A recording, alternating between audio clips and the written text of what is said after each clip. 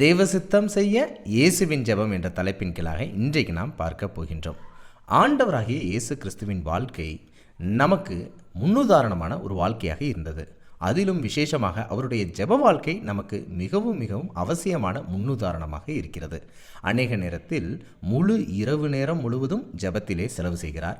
அதிகாலையில் எழுந்து ஜெபம் செய்கிறார், தனி ஜெபம் செய்கிறார், உபவாசம் ஜெபம் செய்கிறார் என்று ஜெபத்திற்கு அநேக காரியங்கள் ஆண்டவராக இயேசு கிறிஸ்துவினிடத்திலிருந்து கற்றுக்கொள்ளக்கூடியதாக இருப்பதை பார்க்க முடிகின்றது.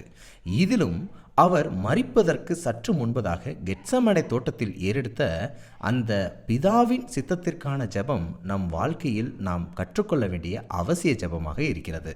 அந்த ஜெபத்தை தான் நான் வாசிக்கிறேன், நீங்கள் கேளுங்கள்.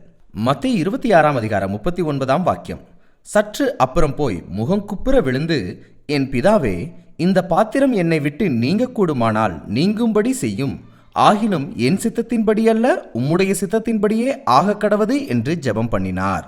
இப்படி ஆண்டவராக இயேசு கிறிஸ்து ஒரு முறை ஒப்புக் கொடுக்கவில்லை, இரண்டாம் முறை போய் ஒப்புக் கொடுக்கிறார், மூன்றாவது முறையும் ஒப்புக் கொடுக்கிறார்.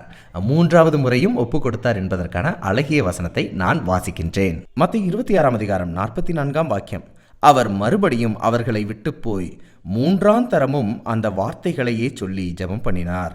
இந்த வசனம் ஆண்டவராக இயேசு கிறிஸ்து 3 முறை என் விருப்பத்தின்படி அல்ல உம்முடைய விருப்பத்தின்படி, என்னுடைய சித்தத்தின்படி அல்ல பிதாவின் சித்தத்தின்படி செய்ய ஒப்பு கொடுத்ததை பார்க்கின்றோம். நாமும் நம்முடைய வாழ்க்கையில் அநேக நேரத்தில் சுய விருப்பம் கொண்டவர்களாக இருக்கிறோம். என்ன படிப்பு படிக்க வேண்டும் என்பதை குறித்த சுய விருப்பம் நமக்கு இருக்கும், என்ன உடை எடுப்பது என்பதை குறித்த சுய விருப்பம் இருக்கும், யாரை திருமணம் செய்வது என்பதை குறித்த சுய விருப்பம் இருக்கும், என்ன தொழில் செய்வது என்பதை குறித்த சுய விருப்பம் இருக்கும். ஆண்டவரே, என்னுடைய விருப்பம் ஒரு புறம் இருந்தாலும் உமக்கு இது விருப்பமா என்று பரலோகத்தின் தேவனிடத்தில் நாம் கேட்கின்றோமா? அப்படி கேட்டால், ஒருவேளை என்னுடைய விருப்பம் முக்கியம் அல்ல, உம்முடைய விருப்பம்தான் முக்கியம், என்னுடைய விருப்பத்தில் ஏதேனும் பிழை இருந்தால் நான் மாற்றிக்கொள்ள விருப்பம் உள்ளவனாய் இருக்கிறேன், சித்தம்தான் நடக்க வேண்டும் என்று ஒப்புக் கொடுக்கும் அளவிற்கு நம் மனது இருக்கிறதா என்பதை சிந்தியுங்கள். நம்முடைய விருப்பங்கள் ஒருபோதும் ரட்சிப்புக்கு உதவாது. பரலோகத்தின் பிதாவினுடைய சித்தத்தை செய்வதே நம்மை ரட்சிப்புக்குள்ளாக வழிநடத்தும். நம்முடைய ஒவ்வொரு பிரியத்தையும், நம்முடைய ஒவ்வொரு சித்தத்தையும் பிதாவின் பிரியத்துக்கு, பிதாவின் ஆசைக்கு, பிதாவின் விருப்பத்துக்கு, பிதாவின் சித்தத்திற்கு ஒப்புக் கொடுக்கக்கூடிய நபர்களாய் இருப்போம். அப்படி ஒப்புக் கொடுத்தால் நாமும் ரட்சிக்கப்படுவோம், நம்மை சுற்றிலும் உள்ளவர்களும் ரட்சிக்கப்படுவார்கள்.